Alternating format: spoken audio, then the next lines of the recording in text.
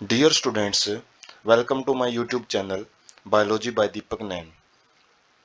आज हम 10th class science की जो एनसीईआरटी बुक है उसका जो चैप्टर नंबर 6 है लाइव प्रोसेस, उसका जो हम सेकंड पार्ट है वो स्टार्ट करेंगे। जो फर्स्ट पार्ट है हमने जो इंट्रोडक्शन है वो देखा था और जो न्यूट्रिशन जो प्रोसेस है एक लाइव प्रोसेस उसके बारे में कंप्लीट डिस्कशन किया था। तो इस पार्ट में हम मेनली जो डाइजेशन है उस लाइव प्रोसेस के बारे में पढ़ेंगे और ये मेनली हम ह्यूमन बींग्स के अंदर ही पढ़ेंगे। तो डाइजेशन स्टार्ट करते हैं। Digestive system has two main parts. जो ह्यूमंस हैं उनके अंदर जो डाइजेस्टिव सिस्टम होता है उसके दो मेन भाग होते हैं। पहला एलिमेंट्री कैनाल और एक होती हैं डाइजेस्टिव ग्लैंड्स। एलिमेंट्री कैनाल क्या होती है? बेसिकली ये लॉन्ग ट्यूब, एक लंबी ट्यूब मतलब एक नालिका जैसी स्ट्रक्चर होती है, extending from mouth to anus, जो माउथ से शुरू होती है और एनस पे खत्म होती है। Various reasons are specialized to perform different function. इस एलिमेंट्री कैनाल के अंदर अलग अलग भाग होते हैं जो हम एक एक करके देखेंगे और वो अलग अलग काम करते हैं। एक्टिविटीज है एक, जिसके अंदर हमने क्या करना है, 1 मिलीलीटर स्टार्च सॉल्यूशन 1% इन टेस्ट ट्यूब, एक मतलब स्टार्च सॉल्यूशन लेना है 1% स्टार्च सॉल्यूशन जो केमिस्ट्री में जैसे तैयार किए जाते हैं 1%, 2%, 50%। तो वो स्टार्च सॉल्यूशन लेना है 2 टेस्ट ट्यूब में, एक ए और एक बी, उस पर मार्क कर लेना है। Add 1 millilitre saliva to test tube A, जो सलाइवा होती है लार होती है वो हमने टेस्ट ट्यूब ए के अंदर 1 मिलीलीटर डाल देनी है। अब दोनों टेस्ट ट्यूब को हमने 20 से 30 मिनट के लिए अनडिस्टर्ब्ड रखना है। Now add few drops of dilute iodine solution. अब हमने क्या करना है, जो आयोडीन सॉल्यूशन फर्स्ट पार्ट में भी हमने डिस्कस किया था जो कि स्टार्च की प्रेजेंस को देखने के लिए यूज किया जाता है, तो वो डालना है। और इससे हम जो ऑब्जर्वेशन है वो क्या करेंगे कि जो टेस्ट ट्यूब ए है उसके अंदर कोई कलर चेंज नहीं दिखाई देगा, जबकि जो टेस्ट ट्यूब बी है उसके अंदर स्टार्च होने की वजह से जो कलर है वो डार्क ब्लू कलर का हो जाता है। अब पहले वाली टेस्ट ट्यूब ए में क्यों नहीं शो हुआ है कलर चेंज? क्योंकि उसमें जितना भी स्टार्च था वो सलाइवा ने डाइजेस्ट कर लिया, उसकी जो दूसरी फॉर्म बना ली, और जो आयोडीन है वो स्टार्च के साथ ही रिएक्शन करके कलर देता है, जबकि उसमें अभी स्टार्च बचा ही नहीं है सलाइवा की वजह से, जिसकी वजह से उसमें कोई कलर चेंज नहीं शो किया जाएगा। इसका मतलब क्या है, जो फूड है उसके डाइजेशन में, उसके छोटे टुकड़े में तोड़ने में या फिर उसकी एक स्टेट नेचर को दूसरी नेचर में बदलने में सलाइवा इंपॉर्टेंट रोल प्ले करता है। अब हम एलिमेंट्री कैनाल देखते हैं। माउथ, इसका जो सबसे पहला पार्ट है, first part of digestive track या फिर एलिमेंट्री कैनाल, ट्रैक का मतलब रास्ता। तो जो माउथ है वो सबसे पहला भाग बनाता है। It is adapted to receive food for by ingestion. जो खाना हम इनटेक करते हैं उस प्रोसेस को इंजेशन बोलते हैं। और ये किसके लिए अनुकूलित होता है? अडेप्टेड का मतलब स्पेशल बना होता है, खाना अंदर लेने के लिए बना होता है। Break it into small particles by mastication and mix it with saliva. Mouth का और काम क्या होता है कि इसे ये जो फूड है उसको छोटे टुकड़ों में तोड़ देता है। मैस्टिकेशन प्रोसेस होती है जिसमें फूड को छोटे टुकड़ों में तोड़ा जाएगा और सलाइवा को उसको मिक्स किया जाता है फूड पार्टिकल्स के साथ। Lip, cheek and palate form boundaries. और जो लिप्स होठ हैं, चीक गाल हैं और जो पैलेट हैं, जो ऊपर वाली जो हम रूफ बोल सकते हैं, या फिर जो लोअर पैलेट है जो उसमें टंग के नीचे जो प्रेजेंट होता है पोर्शन, तो वो बाउंड्री बनाता है, एक प्रकार का इस चैम्बर बनाता है पूरा माउथ, जो अंदर बकल कैविटी जिसको बोलते हैं, या फिर ओरल कैविटी। ओरल कैविटी के अंदर, कैविटी मतलब एक गुहा बोल सकते हैं या फिर जो एक चैम्बर बोल सकते हैं, उसके अंदर टीथ, दांत, tongue and receives the secretion from the salivary glands. इस ओरल कैविटी में टीथ और टंग तो प्रेजेंट है ही है, साथ में सलाइवरी ग्लैंड्स भी प्रेजेंट होती हैं जो कि सलाइवा से सिक्रेट करती हैं, लार छोड़ती हैं। जो टंग है वो क्या करती है, manipulates food in mouth. Manipulates का मतलब उसको मतलब अलग अलग उसकी जो स्ट्रक्चर है उसको मूवमेंट करवाती है इधर उधर, और साथ में जब हम बोलते हैं तो उसमें भी मदद करती हैं। Surface is covered with papilla that provide friction and contain taste buds. जो टीथ, ये टंग है, टंग की सरफेस के ऊपर कुछ पैपिला, कुछ स्ट्रक्चर प्रेजेंट होती हैं जो कि फ्रिक्शन प्रोवाइड करती हैं, और फ्रिक्शन प्रोवाइड करने की वजह से जो फूड है वो अंदर की तरफ धकेला जाता है, और उसके ऊपर टेस्ट बर्ड भी प्रेजेंट होती हैं जिसकी वजह से हमको खाने के अलग अलग जो टेस्ट है, खट्टा है, नमकीन है, कड़वा है, तो वो सारा इन टेस्ट बर्ड्स की वजह से ही पता लगता है। उसके बाद टीथ हैं। Teeth complete set of deciduous primary teeth containing 20 deciduous का मतलब जो गिर जाते हैं एक टाइम के बाद, जिनको प्राइमरी टीथ या मिल्क टीथ भी बोलते हैं। 20 टीथ प्रेजेंट होते हैं जो शुरुआत में बच्चे के अंदर प्रेजेंट होते हैं, और उसके बाद there are 32 teeth in the complete permanent secondary set. और जो अडल्ट होता है, अब मिल्क दांत, जो मिल्क के दूध के दांत गिरने के बाद जो एक कंप्लीट सेट आता है 32 टीथ का, 32 दांतों का, तो उसको सेकेंडरी टीथ बोला जाता है, जो कि परमानेंट होते हैं। Shape of each tooth type corresponds to the way it handles the food. अलग अलग दांत का अलग अलग काम होता है। 4 प्रकार के मेनली जो टीथ है वो पाए जाते हैं, और सबकी शेप है, जो बनावट है, वो अलग अलग पाई जाती है। उसके बाद है फेरेंक्स।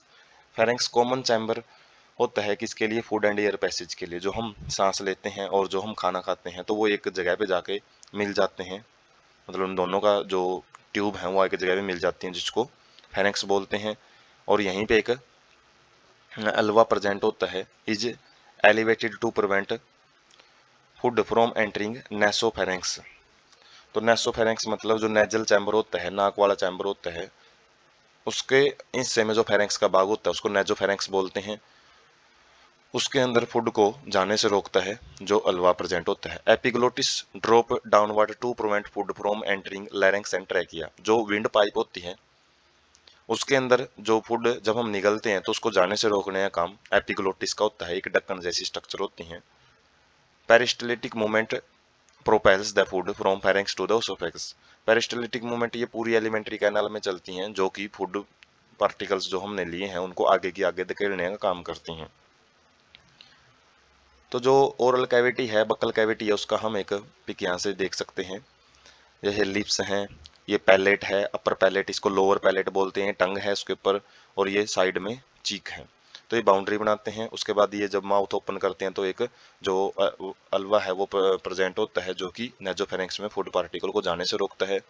उसके अलावा जो टंग है उसके ऊपर पैपिला प्रेजेंट होते हैं, और टेस्ट बड भी बोल सकते हो आप इनको। और उसके बाद जो टीथ हैं, टीथ का पूरा कंप्लीट सेट है, और इसके अंदर अलग अलग प्रकार के टीथ हैं, जैसे इंसीजर है जो सबसे आगे वाले दांत होते हैं। उसके बाद जो नुकीले होते हैं दांत, कैनाइंस बोलते हैं इनको, जो कि डॉग वगैरह होते हैं उनमें बाहर की तरफ भी निकले होते हैं, और ये चीरने फाड़ने का काम करते हैं। इंसीजर सीजर से आया है, काटने का काम करते हैं। उसके बाद प्रीमोलर होते हैं, 2 सेट एक साइड में होते हैं, नीचे वाले जबड़े में 4 बोल सकते हैं, और 4 ऊपर में, 8 टोटल प्रीमोलर होते हैं। और मोलर्स के 3-3 सेट होते हैं एक साइड में, और 3 इस साइड में, तो 6 मतलब निचले जबड़े में, और 6 ही ऊपरले जबड़े में। 12 जो मोलर, या फिर जिनको हम जो क्या बोलते हैं, जो ग्राइंडिंग का काम करती हैं, वो दांत बोलते हैं। और इनके काम के बेस पे इनके अलग अलग स्ट्रक्चर्स होती हैं, नाम इनके अलग अलग होते हैं, incisor, canine, premolar and molar. उसके बाद कुछ टॉन्सिल होते हैं, पैलेटाइन टॉन्सिल, जो कि इम्यून सिस्टम में ही रोल प्ले करते हैं। हालांकि डाइजेशन में इनका कोई रोल नहीं है, लेकिन कई बार ये टॉन्सिल्स फैल जाते हैं, फूल जाते हैं, जिसकी वजह से गले में निगलने में प्रॉब्लम आती हैं। और गम्स, ये जो मसूड़े होते हैं उनके अंदर जो दांत हैं वो अटैच्ड होते हैं। ये ऊपर वाला जो पैलेट होता है, रूफ जो होती है ओरल कैविटी की, वो हार्ड होती है। उसके बाद एलिमेंट्री कैनल में ही हम ओसोफेगस पढ़ते हैं, जिसको फूड पाइप भी बोलते हैं। Collapsible muscular tube that serves as passage between the pharynx and the stomach. ये एक कोलैप्सिबल का मतलब पिचकने वाली, जो अपना आकार चेंज कर सके, उसकी उस टाइप की एक मांसपेशियों की बनी हुई ट्यूब होती है, जो कि एक पैसेज वे का मतलब है एक रास्ता प्रोवाइड करती है। जो खाना हमने फेरेंक्स से निकला है उसको स्टमक तक पहुंचाने का काम करती है। Mucosa had glands that secrete mucus to keep the lining moist and the well lubricated to ease the passage of the food। जो म्यूकोसा मतलब जो इसके अंदर कुछ ग्लैंड्स होती हैं, जो इसकी परत होती है म्यूकोसा लेयर, उसके अंदर कुछ ग्रंथियां होती हैं जो कि इसकी जो अंदर वाली लाइनिंग है उसको नमी प्रोवाइड करती हैं, और उसको लुब्रिकेट चिकना बना के रखती हैं, ताकि जो खाना है वो आसानी से इसके आराम आराम से नीचे की तरफ जो स्टमक है उसके अंदर पहुंच सके। Upper and lower oesophageal sphincter control the movement of food into and out of the oesophagus. Upper and lower sphincter दो मतलब ऐसे गेट प्रेजेंट होते हैं, जो जब हम खाना निगलते हैं तो वो एकदम से बंद हो जाते हैं, और जब स्टमक में खाना पहुंचता है तो वो स्टमक वाले पोर्शन को भी बंद कर लेते हैं। स्फिंक्टर का काम क्या होता है? एक बारी जो फूड पार्टिकल या फिर किसी भी जगह पे स्फिंक्टर एलिमेंट्री कैनल में जगह जगह प्रेजेंट होते हैं जो बैक फ्लो को रोकते हैं, एक बारी फूड पार्टिकल आगे चले जाते हैं तो उनको पीछे आने से रोकते हैं। तो दो होते हैं ये, एक तो फेरेंक्स वाले रीजन के पास, एक स्टमक वाले रीजन के पास। तो स्टमक क्या है, जिसको अमाशय बोलते हैं हिंदी में, जे शेप्ड, जो इंग्लिश अल्फाबेट होता है जे आकार का, इनकी एक थैली लाइक स्ट्रक्चर होती है स्टमक की, जो कि फूड को रिसीव करती है ओसोफेगस से। जो खाना लेके आई ओसोफेगस उसको ये रिसीव करेगी। Is located upper left abdomen, ये पेट के ऊपरले भाग में प्रेजेंट होती हैं। इसके भी आगे चार भाग होते हैं, fundic, cardiac, body and pyloric region. Fundic भाग किससे जुड़ा होता है, ओसोफेगस से, और जो पाइलोरिक भाग है वो नीचे इंटेस्टाइन से जुड़ा होता है, जो स्मॉल इंटेस्टाइन हम अगली स्लाइड में देखेंगे। Gastric secretion, gastric word stomach से रिलेटेड ही यूज किया जाता है। इसमें कुछ जो पदार्थ है वो सिक्रीट करते होते हैं, और इसमें क्या क्या सब्सटेंस सिक्रीट होते हैं, म्यूकस होता है, एक चिपचिपा पदार्थ होता है, जो कि जब HCl वगैरह जो स्ट्रॉन्ग एसिड होता है काफी, जब ये सिक्रीट किया जाता है तो जो वाल है स्टमक की उसको बचाता है एसिड के अटैक से।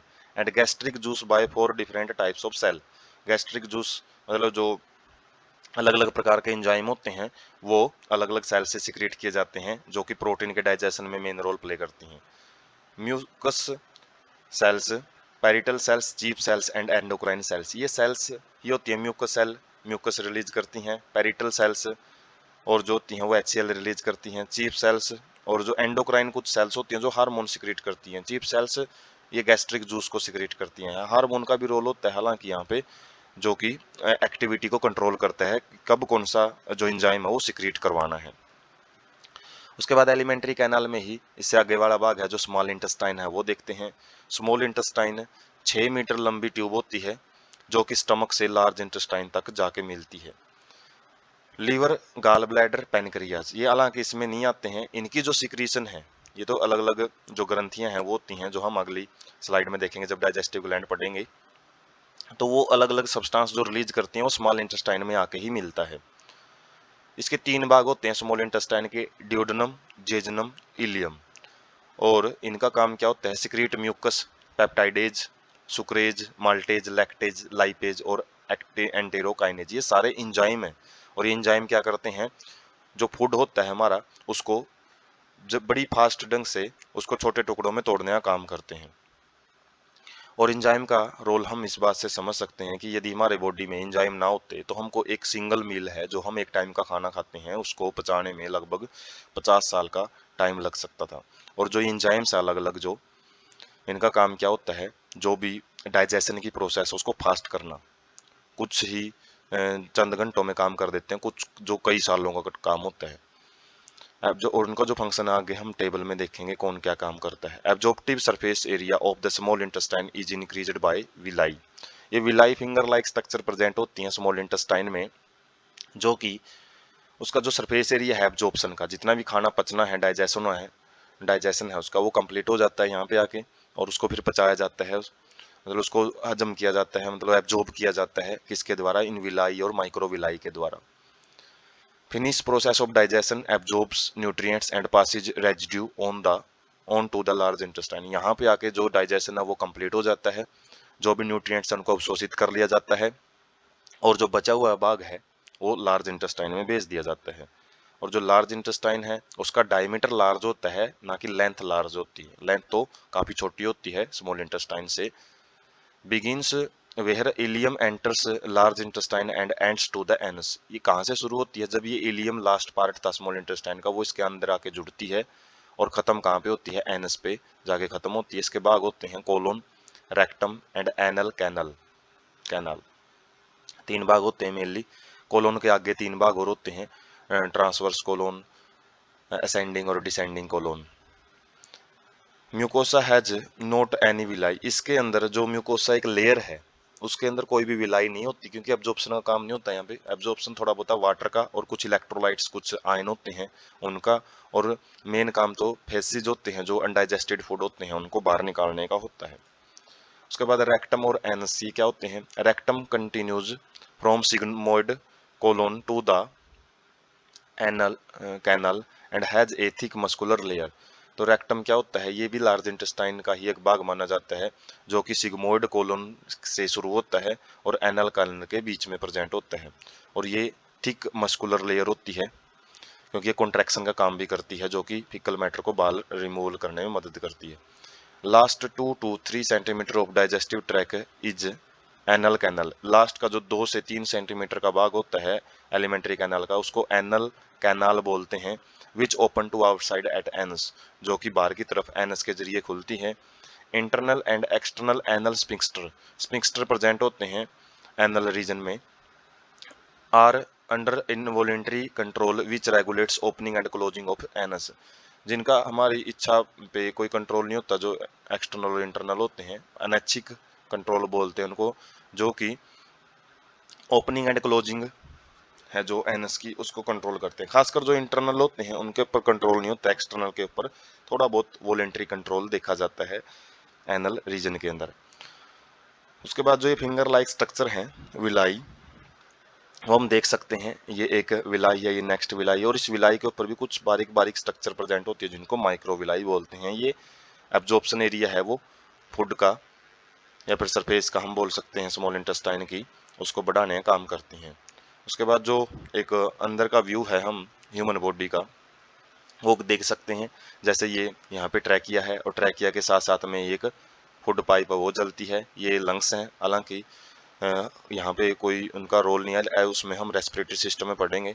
ये जो आपको स्ट्रक्चर दिखाई दे रही है डार्क ब्राउन कलर की, वो लीवर है, और लीवर के साथ ही जो स्टमक थैली जैसी स्ट्रक्चर पाई जाती है जे आकार की, ये क्या है, स्टमक है। और स्टमक से नीचे जो ये मोटी है ये लार्ज इंटेस्टाइन है, लेकिन इससे नीचे वाला जो पोर्शन है वो स्मॉल इंटेस्टाइन का होता है। फिर लार्ज इंटेस्टाइन में फूड पहुंचता है, और लास्ट में जो ये रेक्टम रीजन है, और रेक्टम के बाहर जो एनस के जरिए जो डाइजेस्टेड फूड है वो बाहर रिमूव कर दिया जाता है। स्पेशल जो एलिमेंट्री कैनाल है उसके अंदर ये डाइजेस्टिव ग्लैंड्स होती हैं।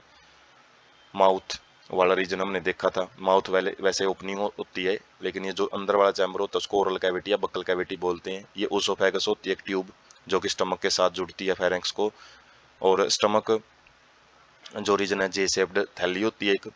और उसके बाद जो ये इसका नीचे वाला पाइलोरिक रीजन होता है वो डिओडनम के साथ, ये जो सी शेप्ड स्ट्रक्चर आपको दिखाई दे रही है ये डिओडनम रीजन है। और इसी के अंदर आके जो लीवर है, और जो पैनक्रियाज है, और जो गाल ब्लैडर है, इनकी ओपनिंग जो इनसे ट्यूब आती है वो ओपन होती है। जो अलग अलग एंजाइम है वो स्मॉल इंटेस्टाइन में पहुंचते हैं। स्मॉल इंटेस्टाइन बहुत ही कोल्ड स्ट्रक्चर होती हैं, जिसके अंदर फूड को काफ़ी लंबे टाइम तक रखा जाता है, ताकि ज़्यादा से ज़्यादा डाइजेशन हो सके और ज़्यादा से ज़्यादा एब्जॉर्प्शन किया जा सके। जितना एब्जॉर्प्शन यहाँ पे होना है वो हो जाता है, उसके बाद इसको लार्ज इंटेस्टाइन में भेज दिया जाता है, और लार्ज इंटेस्टाइन में वाटर और इलेक्ट्रोलाइट उनका जो भी एब्जॉर्प्शन है वो होने के बाद जो फीकल मैटर है उसको रेक्टम और एनस के जरिए, रेक्टम में स्टोर करके रखा जाता है थोड़ी देर के लिए, और उसके बाद एनस के जरिए उसको रिमूव कर दिया जाता है।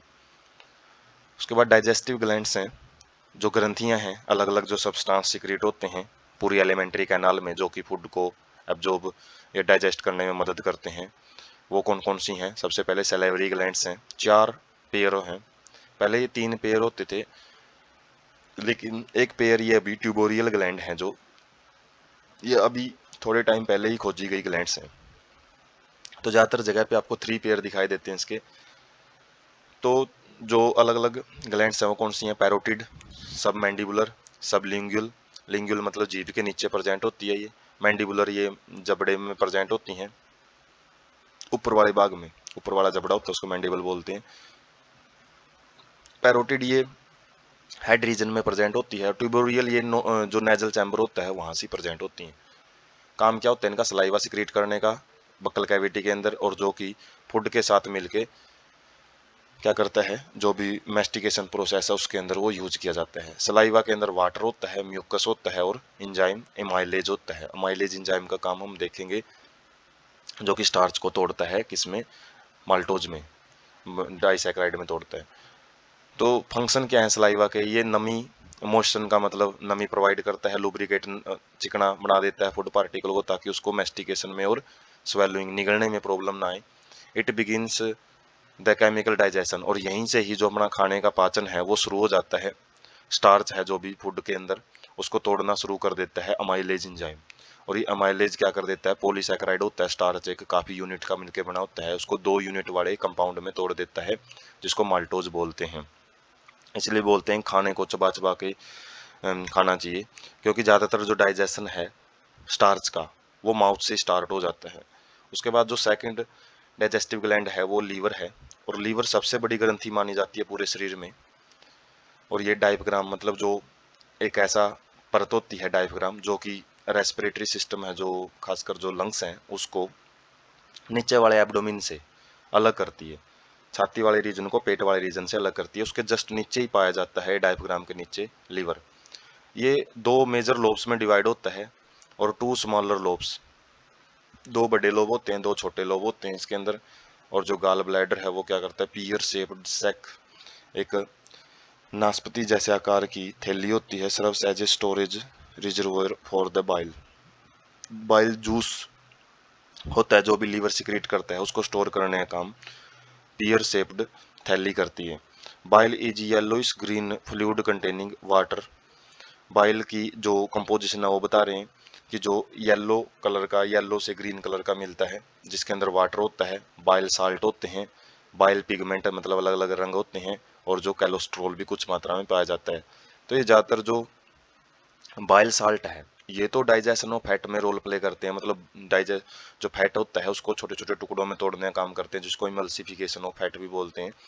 बाकी जो बाइल पिगमेंट है, कोलेस्ट्रॉल है, ये लीवर का एक एक्सक्रीटरी सब्सटेंस होते हैं जो कि यहाँ पे सिक्रीट कर दिए जाते हैं ताकि अनडाइजेस्टेड फूड के साथ वो बाहर निकाला जा सके।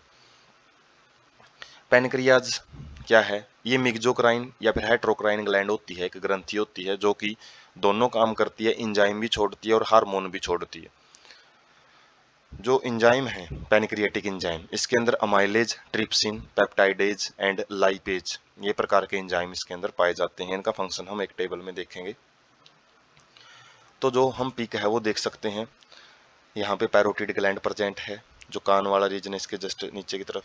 फेशियल नर्व्स वगैरह, हालांकि ये ग्लैंड नहीं है, सब मैंडिबुलर ग्लैंड है, सब मैंडिबुलर ग्लैंड। उसके बाद सब लिंगुअल जीभ के नीचे प्रेजेंट होती है। मैंडिबुलर ग्लैंड ये निचले जबड़े के अंदर ही प्रेजेंट होती है। एक ट्यूबोरियल ग्लैंड होती है जो नेजल चैम्बर होता है उसके आसपास ही पाई जाती है।